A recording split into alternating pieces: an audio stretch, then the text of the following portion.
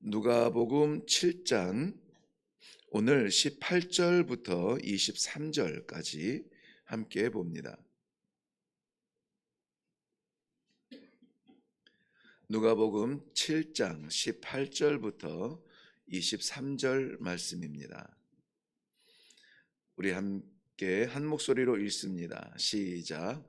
요한의 제자들이 이 모든 일을 그에게 알리니 요한이 그 제자 중 둘을 불러 주께 보내어 이르되 오실 그이가 당신이오니까 우리가 다른 일을 기다리오리까 하라 하매 그들이 예수께 나아가 이르되 세례 요한이 우리를 보내어 당신께 여쭈어 보라고 하기를 오실 그이가 당신이오니까 우리가 다른 일을 기다리오리까 하더이다 하니 마침 그때에 예수께서 질병과 고통과 및 악귀 들린 자를 많이 고치시며 또 많은 맹인들을 보게 하신지라. 예수께서 대답하여 이르시되 너희가 가서 보고 들은 것을 요한에게 알리되 맹인이 보며 못 걷는 사람이 걸으며 나병 환자가 깨끗함을 받으며 귀 먹은 사람들이 들으며 죽은 자가 살아나며 가난한 자에게 복음이 전파된다 하라. 누구든지 나로 말미암아 실족하지 아니하는 자는 복이 있도다 하시니라. 아멘. 아멘. 네, 우리 먼저 기도하겠습니다. 천지를 지으신 하나님 아버지, 은혜를 감사합니다. 오늘도 주의 전 새벽 제단에 올라와 마음 열고 말씀을 받으며 전심으로 기도하는 주의 백성들에게 말씀하여 주사 오늘도 새로운 생명으로 영혼을 사모하는 마음으로 오늘 살아갈 수 있도록 은혜를 베풀어 주시기를 원합니다. 특별히 우리 가운데 병든 자, 약한 자, 시험에 빠진 자, 어려운 자, 괴로운 자, 고통스러운 자, 혼란스러운 자, 아버지 하나님 길을 찾지 못하여 답답하여 당황스러운 아버지 주의 백성들이 있거든 오늘 주님께서 그 마음 어루만져시고 그 심령 가운데 위로하여 주사 완전 치유, 새로운 날을 살 수 있는 복을 허락하여 주시옵소서. 그러나 무엇보다 우리가 형편 때문에 주를 잃어버리지 아니하도록 주와 동행하는 귀한 만복을 누리는 모든 성도들 되게 하여 주시옵소서. 이 시간에도 우리 하나님 아버지 친히 말씀하여 주실 줄로 믿사옵고 예수님의 이름으로 기도하옵나이다. 아멘. 아멘.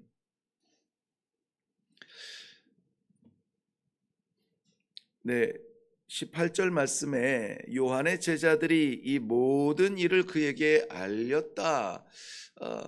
요한은 지금 감옥에 갇혀 있는 상태인데요. 그래서 세상에서 지금 일어나는 일들에 대하여서 잘 모를 수가 있습니다. 그런데 이 철장 밖에서의 감옥 밖에서의 일에는 놀라운 일들이 지금 일어나고 있는데 이거 우리 그동안에 외쳐오던 우리 선생님이 좀 아셔야 되지 않겠는가 하고 달려가서 세례 요한에게 제자들이 이 모든 일을 말하는데 이 모든 일이라고 하는 것은 위에 17절하고 연결이 되죠. 예수께 대한 이 소문이 온 유대와 사방에 두루 퍼지니라. 어떤 일입니까? 병자들이 일어나고 죄가 용서받고 사람들이 할 수 없는 일들이 막 지금 나타났죠. 그런 일들이 막 나타나던 중에 급기야는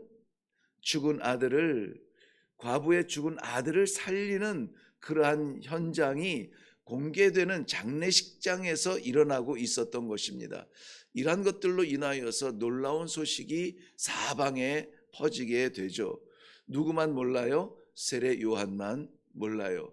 그래서 제자들이 가서 세례 요한에게 이야기합니다. 세례 요한은 마음에 갈등이 생깁니다. 그래서 제자들을 보내어서 예수님께 물어보기를 원합니다. 오실 그이가 당신입니까? 우리가 다른 사람을 기다려야 합니까? 라고 질문을 해요. 이 질문은 예수님을 의심한다는 질문은 아니고요. 이 질문은 이제까지 자신이 기대했던 메시아의 모습, 메시아의 행보와는 조금 다른 모습인 거예요. 왜냐하면 우리가 세례 요한에 대해서는 잘 알지 못합니다만은 그의 메시지와 그의 삶을 보면은 이분이 어떤 성향의 어떠한 사역을 했겠구나 하는 것을 우리가 좀 느낄 수가 있는데요. 그는 많은 사람들이 따르지만은 많은 사람들 앞에 설 수 있는 예루살렘이나 이러한 본 땅에 있지 아니하고 광야로 들어가서 본질적 숙제를 해결하기 원하였던 사람입니다. 사람들에게 많은 강론을 하면서 가르치면서 사람들 앞에 나타나서 길거리를 걷는다든지 하면서 외치면은 많은 사람들이 듣겠지만은 많은 사람들이 듣는 것이 중요한 것이 아니라 하나님의 택한 백성이 듣는 것이 중요하고, 하나님의 택한 백성은 하나님께서 정하신 그 길로 나아올 것이라고 하는 믿음을 가지고 이 특별히 그 바리새파나 사두개파나 막 이렇게 좀 변질된 신앙을 가지고 보존되는 그러한 종교인으로 유지되기보다는 본질적으로 하나님의 직접적인 말씀을 선포하기 위해서 광야에 들어가서 외쳤던 것입니다. 두 가지 그의 부름받은 종으로서의, 하나님의 보내심 받은 종으로서의 그 모습을 두 가지 볼 수 있는데요. 하나는 그의 메시지입니다. 그의 메시지는 사람들을 이해시키려 하지 않았습니다. 사람들이 억압과 압박 속에서 살아가는 가운데 위로하려고 하지 않았습니다. 그의 메시지는 단호하고도 결의에 찬 그러한 메시지였습니다. 회개하라, 회개하라. 천국이 가까웠느니라. 이것이 천국이 가까웠으니 회개하라, 이거하고도 완전히 다른 의미의 문장이에요. 느낌 자체가 달라요. 이 천국이라고 하는 것이 미끼로 던져지면서 이것을, 천국을 누리려면 회개해야 돼라고 회개를 방편적으로 이야기하잖아요. 회개하지 아니하면은 이 천국에 대한 소망이 없음을 결단하라는 그러한 강력한 메시지예요. 그래서 회개하라, 이것이 본론인 거예요. 회개하라, 천국이 가까웠느니라. 그리고 그 회개의 표징으로 저는 두 번째로 생각하면은 저가 물로 세례를 주었던 것이죠. 그 어떤 사람이 오든지 간에 상관이 없었습니다. 뭐 좀 잘 사는 사람, 못 사는 사람, 남자, 여자, 뭐 아무 상관이 없어요.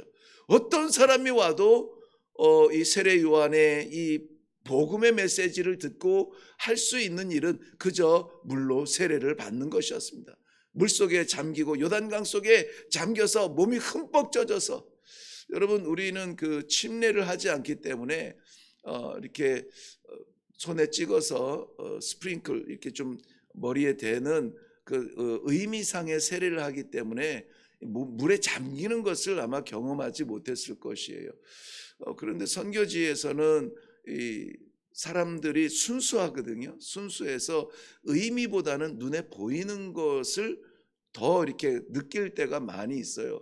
그리고 이 예수 그리스도의 복음을 처음 마주친 게 사실은 글도 모르고 이 낯선 문화에 대한 설교도 이해를 잘 못합니다. 그래서 가장 좀 보편적으로 쓰이는 전도 도구가 뭐냐면은 예수라고 하는 영화를 봐요. 영화를 보면은 뭐 평생 뭐 그런 그림 움직이는 활동을 활동 사진? 네.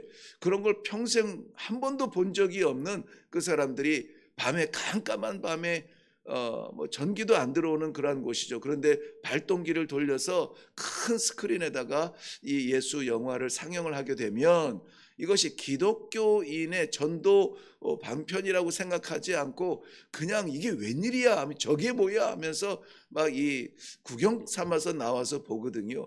그럴 때에 세례 요한이 그게 누가복음의 본문을 배경으로 하고 있는데요. 세례 요한에 의해서 세례받는 예수님의 모습이 나와요. 요단강에서 세례받을 때에 이렇게 물에 잠겼다가 이렇게 일어나는 그런 것을 보면은 세례는 저렇게 받는가 보다 해가지고 뭐 우기철에 물만 있으면은 다 그렇게 세례를 받기 원하거든요. 이것을 바라보면서 정말 누구라도 말씀드린 대로 누구라도 내 나이가 이만큼 됐는데 그 물에 이렇게 잠겨 이런 게 없어요. 내가 회개하고 예수 믿기 원합니다라고 하는 이 믿음이 생기기 시작하면은 기다릴 수가 없는 거예요.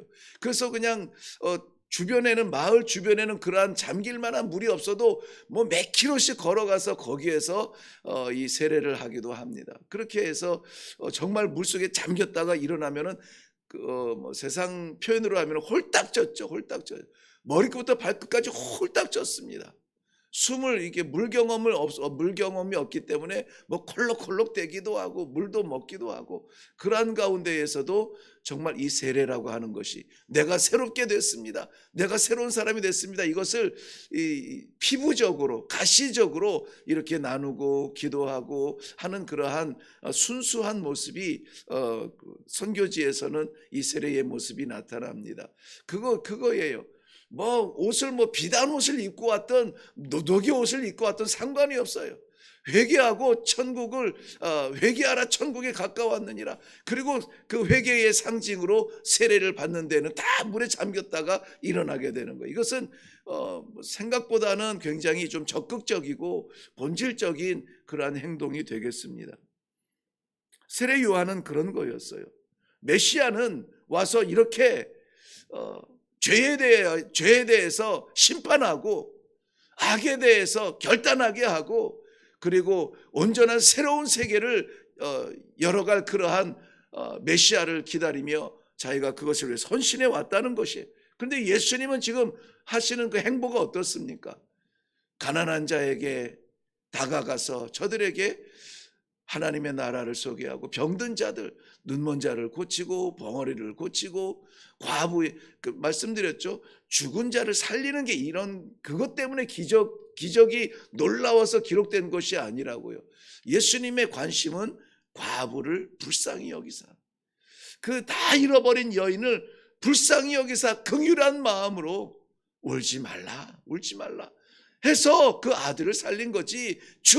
그 죽은 아들의 가치가 있어서 야 젊어서 죽어 안타깝구나 이래가지고 죽은 자를 살린 것이 아니라는 것입니다. 이러니 세례 요한의 강력한 본질적인 메시지와 메시아 기다려왔던 그 메시아에 대한 기다림과 고대와 이런 것들에 대해서 예수님의 그 모습은 너무 부드럽고 메시아로서 선포되어지고 이 행보가 정말 메시아 맞습니까? 내 생각에는 메시아는 막 이런 자기와 같은 그러한 메시아를 생각을 했겠죠. 우리의 신앙생활에도 이와 같이 우리의 기대하고 하나님께서 하시는 말씀과 이런 것들이 다를 수가 있어요. 오늘 말씀의 이 짧은 본문 가운데에서 우리가 깊이 새겨야 될 중요한 메시지 중에 하나가 뭐냐면 다를 때예요. 다를 때. 우리의 기대와 하나님의 응답이 다를 때. 내가 바라는 것과 하나님께서 허락하여 주신 공동체의 그러한 모양이 다를 때. 간절히 사모하며 기도하는데 하나님께서는 다른 길을 열어주실 때. 좀 이렇게 하시면은 속 시원하겠는데 그렇게 하지 않으실 때 기도해도 응답이 없고 제가 이 말씀을 묵상하면서 우리의 믿음과 우리 기대하는 믿음과 또 하나님의 역사하심이 좀 이렇게 다를 때 다른 것 중에 안타까운 게 뭐냐면은 저는 이게 떠오르더라고요. 우리가 흔히 악인의 형통이라고 하죠. 악인의 형통. 정말 열심히 살아보고 정말 기도하면서 욕심 안 부리고 애를 쓰면서 수고하면서 순수하게 신앙생활하면서 열심히 뛰는데 잘 안 풀려요. 아이고 하나님 저런 사람들은 좀 한번 열어주시고 풀어주시고 치유해 주시고 얼마나 열심히 주님 봉사하겠습니까? 근데 그 터널이 너무 깊고 너무 오래 가는 것 같아요. 곁에서 보는 나도 참기가 어려운 거예요. 그런가 하면은 교활하고 악하고 하나님을 알지도 못하는 그런 사람들이 막 대박이 나고 자랑하고 차가 바뀌고 막 이런 모습을 보면은 아유, 우리 하나님께서 좀 저럴 때는 좀 막아주시면 좋겠다. 봐, 나 하나님 없이도 얼마나 잘 살아. 막 이것이 나는 평생 내 힘을 의지할 거야. 이렇게 이야기하는 사람들 이해가 안 됩니다. 우리의 기대와 달라요. 살아계신 하나님, 오늘도 살아계시어서 살아가는 주의 백성들을 붙들어 주시는 우리 하나님을 저는 믿는 마음으로 기도합니다. 그런데 그 기대와 하나님께서 운행하시는 방법이 다를 때, 예수님은 세례 요한의 뜻대로 하지 않고 하나님의 뜻대로 행하십니다. 예수님은 세례 요한이 가진 그러한 오해에 대해서, 다른 생각에 대해서 사실은 변명하지 않습니다. 가르치지 않습니다. 당장에 눈앞에 눈먼 자들이 찾아오고 당장에 눈앞에 앉은 뱅이들이 일어나지 못하고 땅을 질질 먼지를 끌면서 다가오는데 그 숙제 해결해 주려고 해명하지 않습니다. 오늘 본문에서도 예수님께서 즉답하지 않으세요. 그 주위에서 달려오는, 주위에서 가까이 다가오는 눈먼 자를 고치고 귀머거리를 듣게 하고 앉은 뱅이를 일으키고 가난한 자에게 복음을, 천국 복음을 증거하는 모습을 보여주십니다. 그리고 나서 이렇게 말씀하시죠.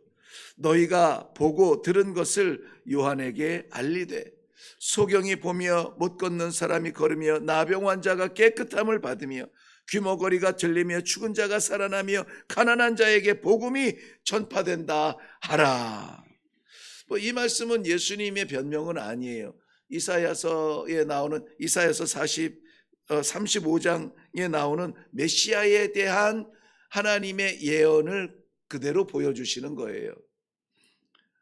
그것이 지금 눈앞에서 나타나고 있음을 세례 요한에게 전달하라고 하시는 것입니다.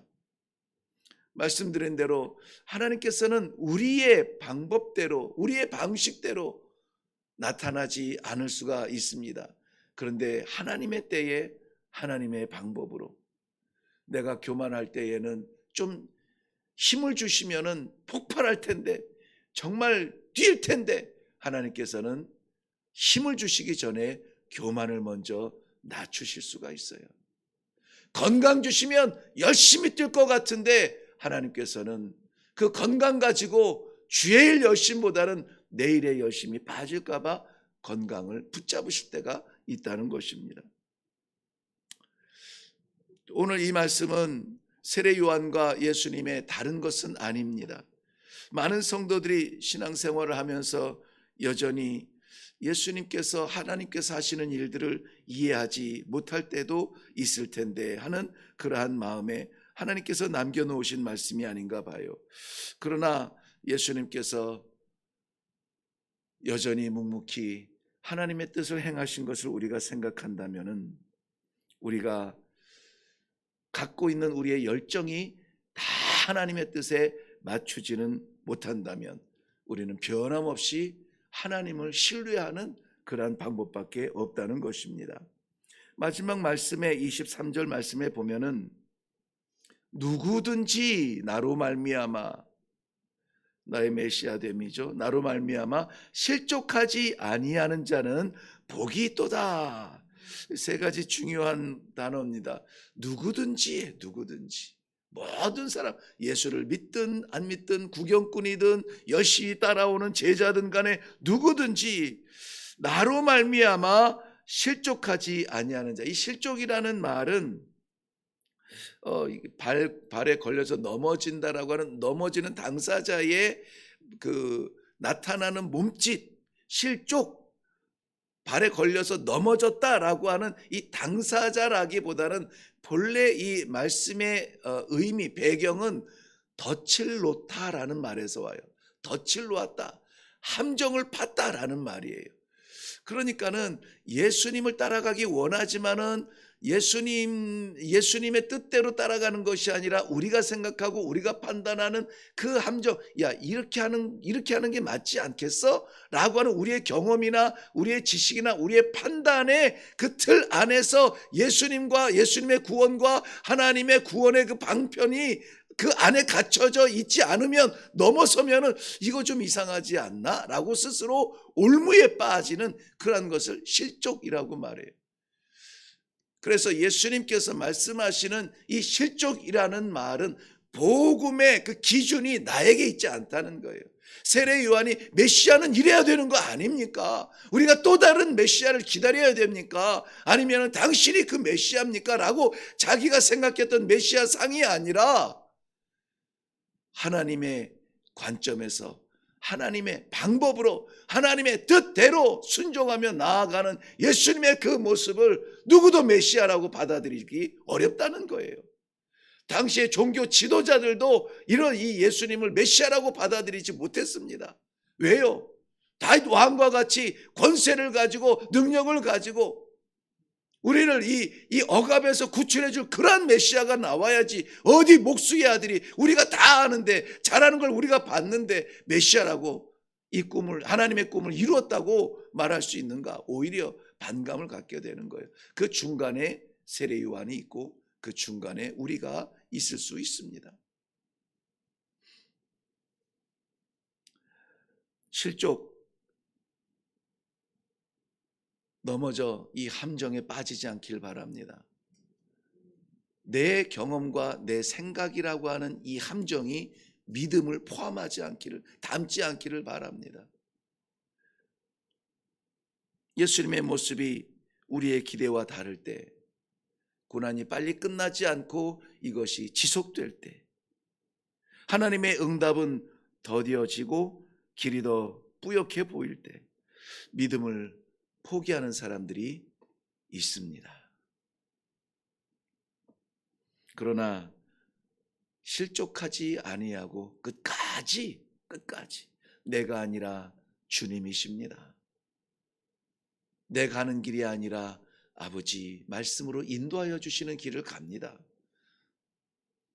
이 믿음을 끝까지 지키는 자가 복이 있다는 거예요. 이 복은 우리가 생각하는 물질적이거나 세상적인 복은 아닐 수 있습니다. 아닐 수 있다는 말은 그 복은 아니라고 단정할 수 없다는 것이죠. 땅 위에서 복도 하나님의 자녀들이 마음껏 누려야 되겠죠. 그런데 여기에서 말하는 실족하지 않는 자의 복은 영원한 생명의 복, 약속하신 그 복이라는 것입니다. 세례 요한은 옥중에서 죽임을 당하지만 실족하지 아니하고 하나님의 뜻을 이루기 위하여서 변명하지 아니하고 그 복음을 포기하지 않았던 그 모습을 우리도 오늘 같이 묵상하면서 우리의 상황과 형편에 맞지 않는 그러한 옷을 입혀 주실지라도 우리가 순종하면서 나아갈 때 하나님의 예비하신 생명의 복이 우리에게 오늘도 부어 주실 줄로 믿습니다. 기도하겠습니다. 이제까지 신앙생활 해본 바에 의하면 이럴 때는 이렇게 돼야 되고 저럴 때는 저렇게 돼야 됩니다. 우리가 정한 기준에 맞지 않는 우리 공동체와 또 하나님의 응답의 모습들, 시험에 들고 실족하여서 믿음마저 저버리는 안타까운 일들이 비일비재한 이때에 끝까지 내 기준, 내 판단이 아니라 우리 하나님 아버지 말씀하여 주시옵소서. 주의 말씀 따라 살겠습니다. 내 판단이 다른 길을 가르칠지라도 포기하고 주의 길을 걷겠습니다. 내 형편이 열리지 않아도 우리 하나님 열어주신 하늘길 향하여 나아가겠습니다. 결단하며 일어나는 주의 백성들의 시간이 되게 하여 주시옵소서. 다른 일을 기다리지 아니하고 날마다 부어주시는 말씀 안에서 열어주신 생명길 굳건하게 걸어내는 주의 사랑하는 성도들 다 되게 하여 주시옵소서. 감사드리며 예수님 이름으로 기도하옵나이다. 아멘. 실족한다는 것이 우리하고는 상관이 없는 단어이리라 이렇게 생각이 되는데, 우리의 세계가 커지면 실족할 수밖에 없습니다. 말씀의 세계가 나를 지배할 수 있도록 이 아침에 기도하기 바랍니다. 그리하여서 어떤 일을 만날지라도 실족하지 않도록, 시험에 빠지지 않도록 더욱더 말씀에 단련받고 기도로 힘을 얻어서 이 믿음의 사명 잘 감당할 수 있도록 하나님 아버지 오늘도 능력을 부어 주시옵소서. 함께 기도해 주시면은 기도하시면은 좋겠습니다. 그리고 변함없이 우리 지금 복잡하고 어렵고 혼란스러운 이러한 진리가 어느 길인지 찾기 어려운 이러한 나라와 민족 가운데 부어진 이 시험의 기간을 우리가 믿음으로 기도하며 하나님의 뜻이 나타날 수 있도록 우리가 정말 기도해야 되겠습니다.